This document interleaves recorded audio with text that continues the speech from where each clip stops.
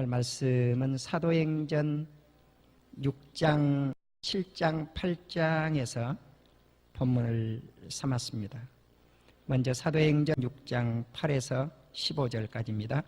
스데반이 은혜와 권능이 충만하여 큰 기사와 표적을 민간에 행하니 이른바 자유민들 즉 구레네인, 알렉산드리인, 길리기아와 아시아에서 온 사람들의 회당에서 어떤 자들이 일어나 스데반과 더불어 논쟁할세 스데반이 지혜와 성령으로 말함을 그들이 능히 당하지 못하여 사람들을 매수하여 말하게 하되 이 사람이 모세와 하나님을 모독하는 말을 하는 것을 우리가 들었노라 하게 하고 백성과 장로와 서기관들을 충동시켜 와서 잡아가지고 공회에 이르러 거짓 증인들을 세우니 이르되 이 사람이 이 거룩한 곳과 율법을 거슬러 말하기를 마지 아니하는도다.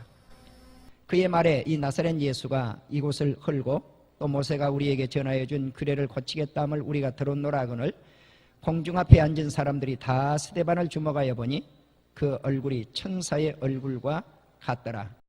이제 7장은 스데반 집사님의 설교가 기록이 되어져 있습니다. 그리고 설교가 끝났을 때 스데반 집사님이 순교를 하게 되는데 그 말씀이 7장 54절에서 60절까지 말씀입니다. 그들이 이 말을 듣고 마음에 찔려 그를 향하여 이를 갈거늘 스데반이 성령 충만하여 하늘을 우러러 주목하여 하나님의 영광과 및 예수께서 하나님 우편에 서신 것을 보고 말하되 보라 하늘이 열리고 인자가 하나님 우편에 서신 것을 보노라 한데 그들이 큰 소리를 지르며 귀를 막고 일제히 그에게 달려들어 성 밖으로 내치고 돌로 칠세 증인들이 옷을 벗어 사울이라는 청년의 발 앞에 두니라.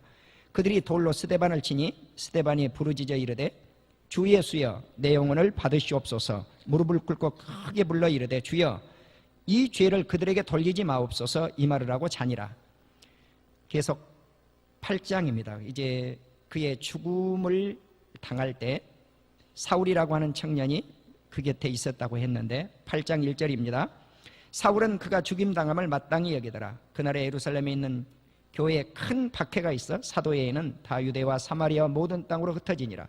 경건한 사람들이 스데반을 장사하고 유하여 크게 울더라. 사울이 교회를 잔멸할세 각 집에 들어가 남녀를 끌어다가 옥에 넘기니라. 본문에 등장하고 있는 이 순교자 스데반은 어떤 사람이었습니까? 평신도였다고는 사실이에요. 집사님이에요. 요즘으로 말하면 안수 집사님이에요. 성경 최초의 평신도인 이 스데반 집사님이 안수 집사님으로 선택될 때 사도들이 기준을 정했어요. 어떤 기준을 정했느냐? 이러한 능력을 지닌 사람만이 안수 집사님이 될 수 있다는 거죠. 그러면 첫째 조건이 뭘까요? 성령 충만한 사람, 지혜가 충만한 사람, 믿음이 충만한 사람. 영적인 거예요. 다분히 영적인 거예요. 세상 물질적인 게 아니에요. 오늘날 무슨 장로님들 뽑을 때 세상적인 걸 많이 우리는 중요시 여겨요. 거의 무시할 수 없는 거지만 그러나 성경에는 그러한 것들은 전혀 조건이 안 됐어요. 뭐 재산을 얼마만큼 가지고 있는가, 직분을 안수받을 때 임직을 할 때 교회에다가 얼마나 물질을 헌신해야 될 것인가 이런 건 전혀 기준이 아니에요. 그러면 성령 충만하고 지혜가 충만하고 믿음이 충만하니까 이 사람은 교회 안에서든지 세상 밖의 사람들에게든지 칭송받는 사람, 칭찬받는 사람이었더라. 아멘. 그래서 그 기준에 의해서 7 집사님을 선택했는데 그 가운데 한 사람이 스데반 집사님이에요. 근데 이 스데반 집사님이 임직을 받고 나서 하나님의 은혜에 충만했더라. 아멘. 은혜가 충만한 사람. 그뿐만 아니에요.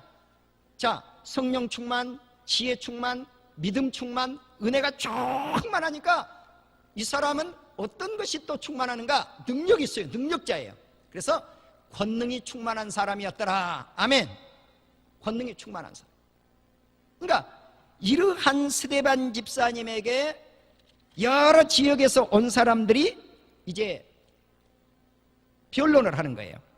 자, 여기에는 구레네 사람, 알렉산드리아 사람, 길리기아 사람, 아시아에서 온 사람, 이 많은 사람들과 하나님의 말씀을 놓고 변론을 했는데 다 이 사람들을 제쳐버리고 한 사람도 스데반 집사님의 변론에 당할 적 없는 거예요.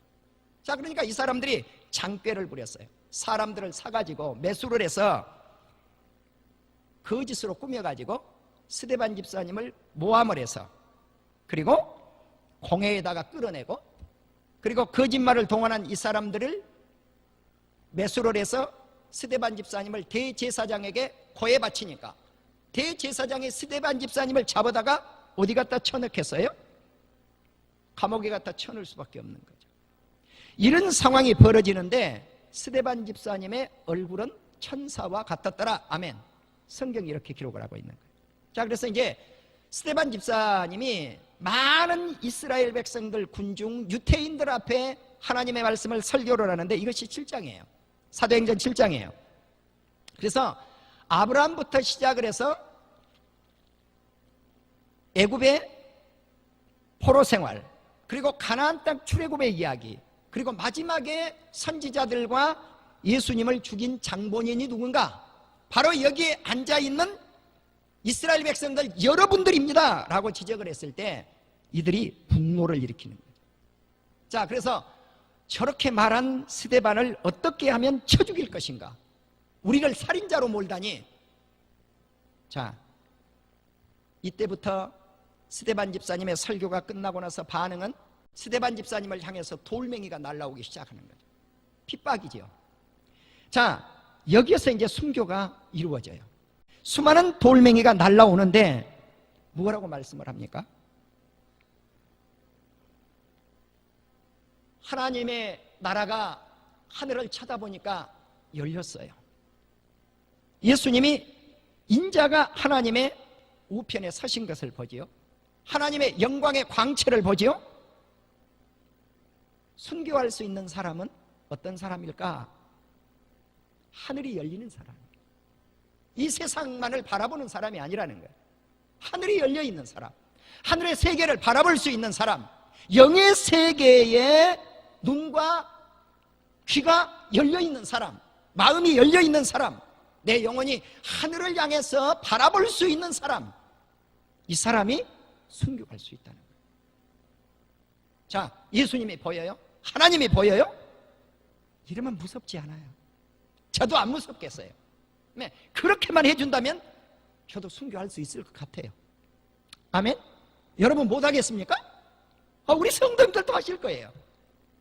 나는 오늘 이 메시지를 통해서, 이 말씀을 통해서 이러한 순교 정신을 우리 심령 속에다가 좀 함양해 보자는 거예요. 주님이 우리를 순교자로 만드시든 만드시지 않든 순교 정신만은 가지고 살아가야 되겠다. 아멘. 오늘 이 말씀을 전하는 목표예요. 그리고 주님이 꼭 원하신다면 순교자가 될 수도 있다. 아멘. 그럴 때 우리는 영적인 사람이 되지 아니하면 순교할 수 없다는 거예요. 순교자가 될 수가 없다는 거예요. 자, 하늘의 세계를 바라보았던 스데반 집사님의 몸에는 돌들이 맞아요. 계속 돌이 날라와서 맞아요. 그런데 아픔을 잊어버리는 거죠. 아픔을 잊어버려요. 하늘의 세계가 열리는 사람에게는 아픔을 못 느끼더라고요. 사랑하는 우리 성도 여러분, 하늘이 열린 사람만이 전도할 수 있고, 하늘이 열린 사람만이 선교할 수 있고, 하늘이 열린 사람만이 순교할 수 있는 것을 믿는 우리 사랑하는 성도님들이 되실 수 있기를 주의 이름으로 축원합니다. 자, 이제 돌이 날라오지만, 아프지만 하늘의 세계의 그 기쁨과 환희에 비하면 이 아픔은 참아내고 이길 수 있다는 거예요. 자, 스데반 집사님이 마지막 이 말씀을 남기고 죽어요. 주 예수여, 내 영혼을 받아 주시옵소서. 아멘. 누구의 말씀이에요? 예수님 십자가에서 마지막 남기신 말씀이에요. 나의 아버지여, 내 영혼을 받아 주시옵소서. 아멘. 순교하는 사람들이요, 순교자들이 이 말씀을 가장 많이 남기더라고요. 자, 오늘 저는 책 한 권을 소개하려고 해요. 카타콤의 순교자예요. 이 책을 잠깐 소개를 하면서 이 책에 등장하는 인물들 몇 사람을 소개를 하려고 해요. 자, 여기에 메사라고 하는 사람이 등장을 해요. 순교자가 돼요. 마세라스라고 하는 군인, 이 마세라스는 누구냐면은 예수 믿는 사람들을 잡아다가 죽이고 카타콤에 숨어있는 사람들을 잡아다가 죽여야 될 책임자예요. 군인인데, 이제 루세라스는 누군가? 마세라스의 친구, 똑같은 군인이에요. 또 포리오라고 하는 아주 작은 어린 소년이 등장을 해요. 그는 누군가? 카타콤 안에서 생활을 하고 있는 소년이에요. 자, 그의 어머니는 세시리아, 그의 아버지는 셀비리가예요. 그의 어머니는 카타콤 속에 안에서 이 어린 소녀를 데리고 순교적 신앙을 가지고 살아가는 어머니예요. 그러면 이 포리오가 무엇을 그 카타콤 안에서 감당하라는가? 식량 공급이에요.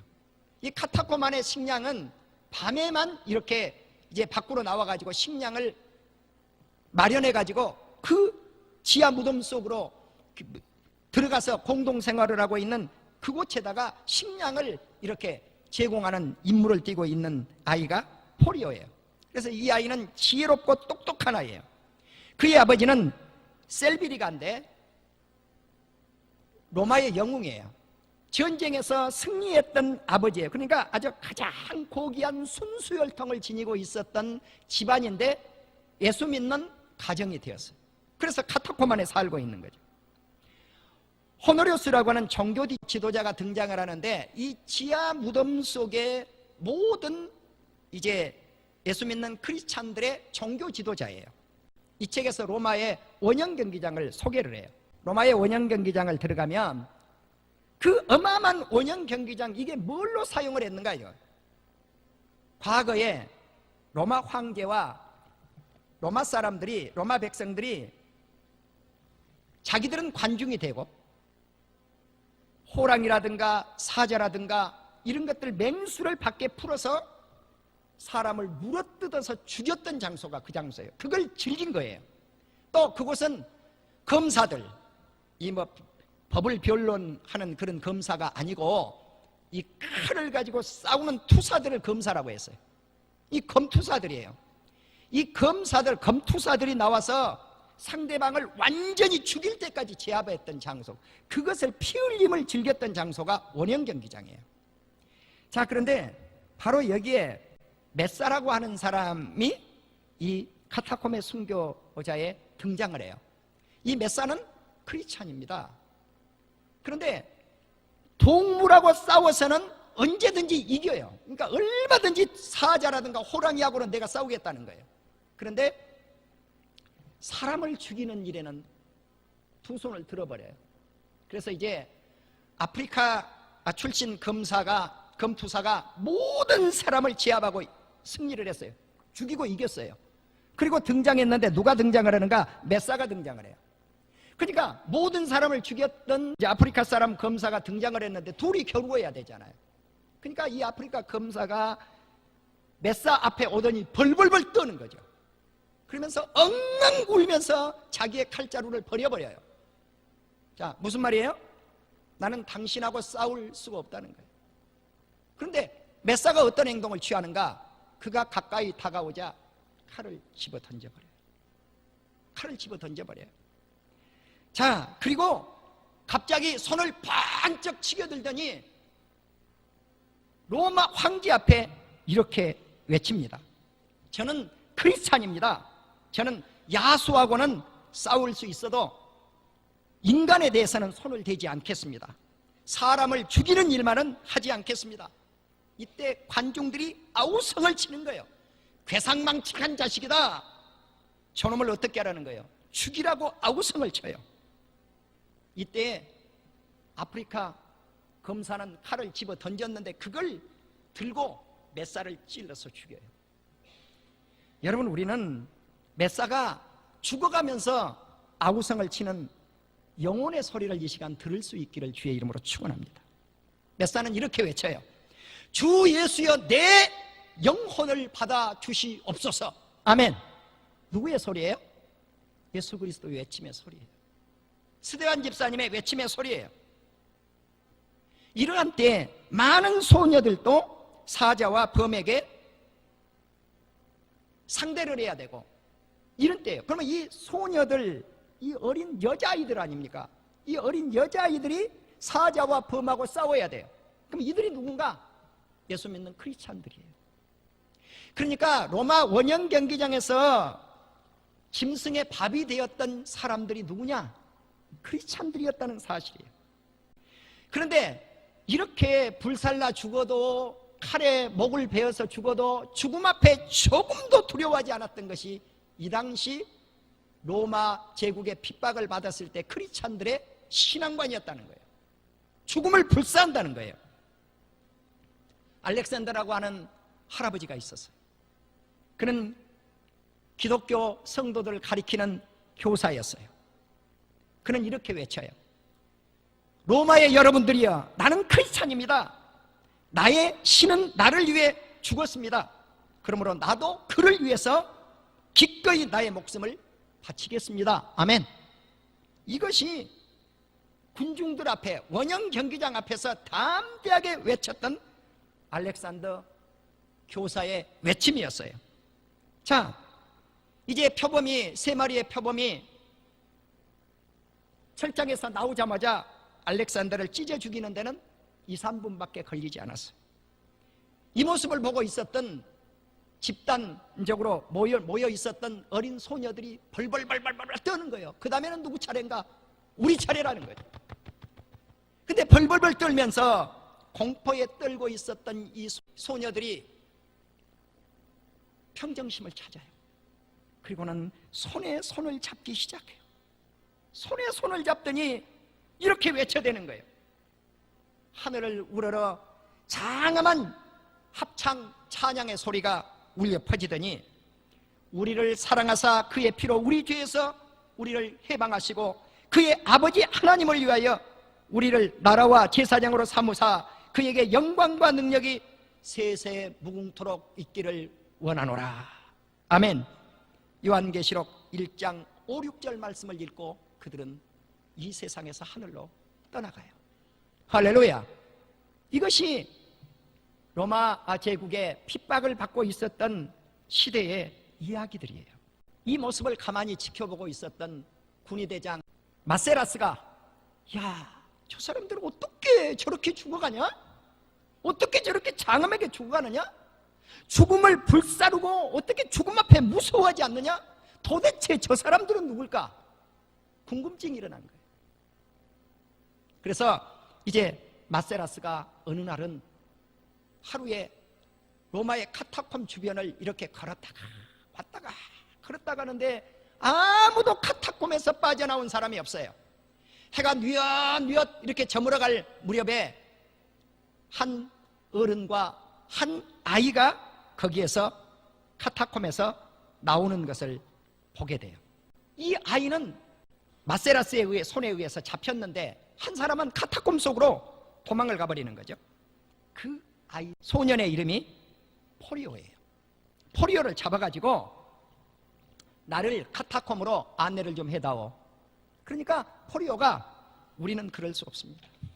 우리는 죽음을 두려워하지 않습니다. 나를 감옥에 가두시든 나를 죽이든 그렇게 하라는 거예요. 그러니까 마세라스가, 난 너를 죽이지도 않는다. 감옥에 보내지도 않는다. 내가 맹세한다. 너희 형제들이 있는 그곳으로 나를 안내만 해다오. 이렇게 부탁을 하는 거예요. 이제 포리오가 마세라스를 카타콤으로, 지하 무덤으로 안내를 해요. 이제 이 마세라스가 지하 무덤에 깊숙이 들어가니까 한층 내려가고 또 내려가고 그러니까 집회 장소가 나타난 거예요. 여기가 어딘가 예배 장소예요.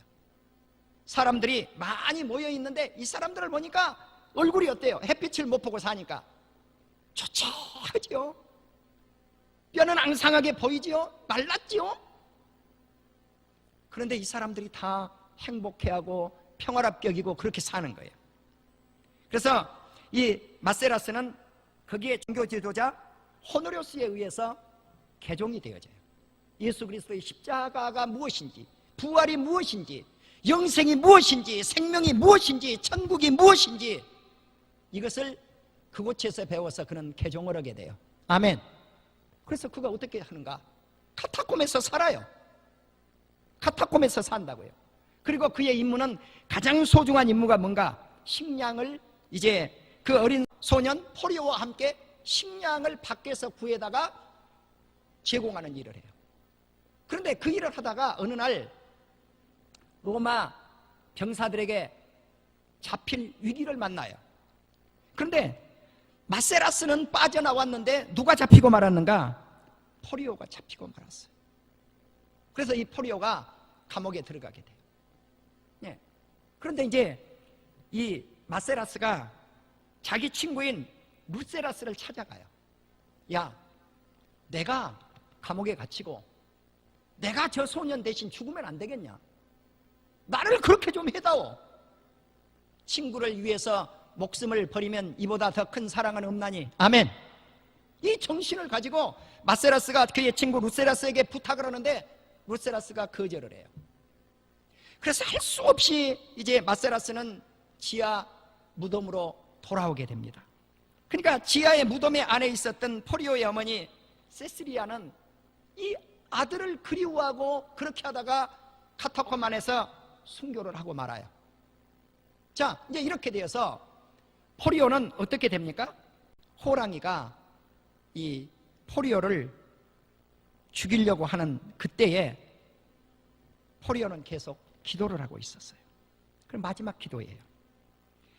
거룩하고 참되신 대주제여, 땅 위에 사는 자들을 심판하시지 않기를 어느 때까지 하시렵니까? 또 우리의 피의 원수를 갚으시지 않기를 어느 때까지 하시렵니까? 계시록 6장 10절을 읽고 그는 계시록 1장 7절에서 5절에서 7절까지 말씀을 계속 읽어요.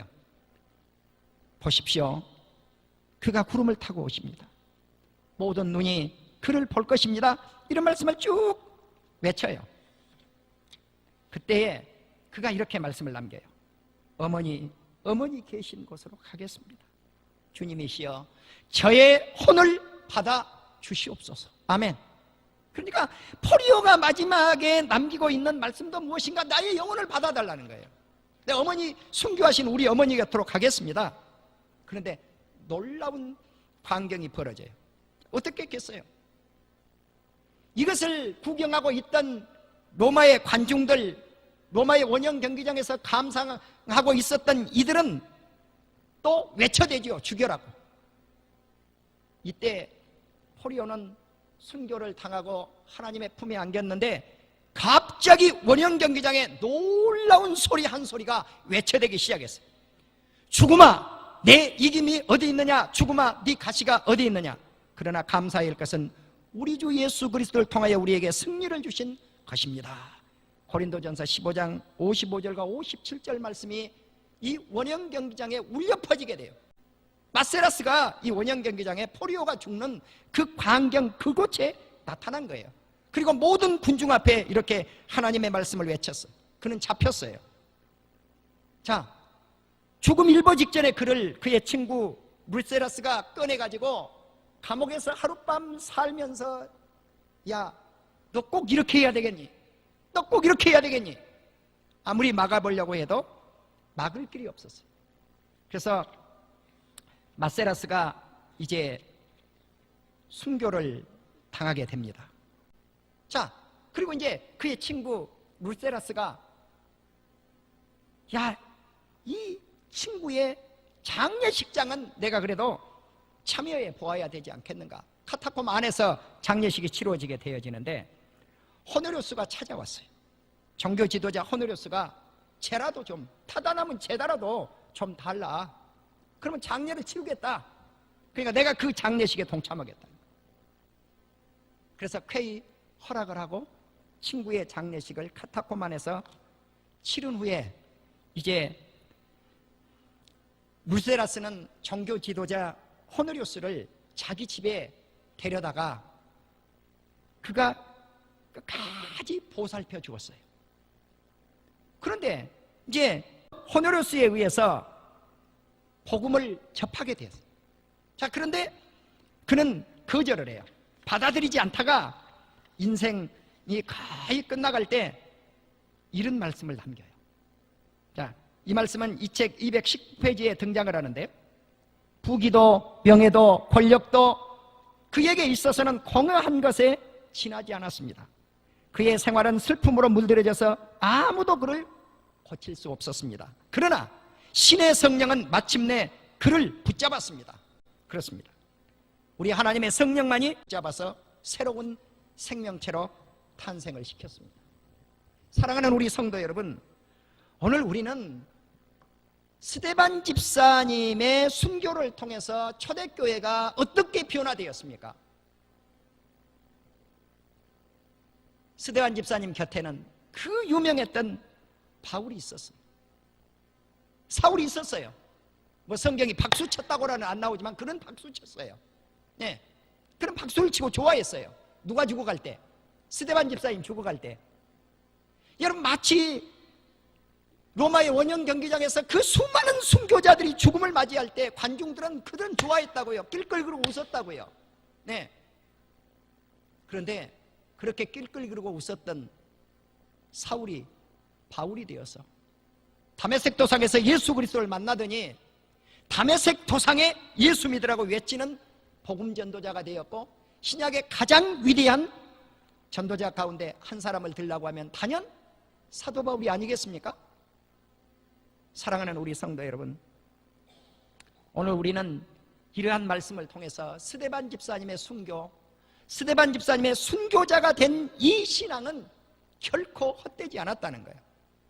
예루살렘 교회를 세계교회로 만들어내는 놀라운 역사가 일어났고, 복음이 예루살렘에 머물러 있기만 있었던 이 시대에 복음을 사마리아와 세계 땅끝까지 확산시키는 놀라운 역사의 동기가 되었던 것은 스데반 집사님의 순교였습니다. 나는 저와 여러분이 오늘 이 말씀을 통해서 순교 정신을 가지고 주님이 원하신다면 순교자가 되어서 주의 나라를 확장시켜내는 위대한 하나님의 사람들이 다 될 수 있기를 주의 이름으로 축원합니다.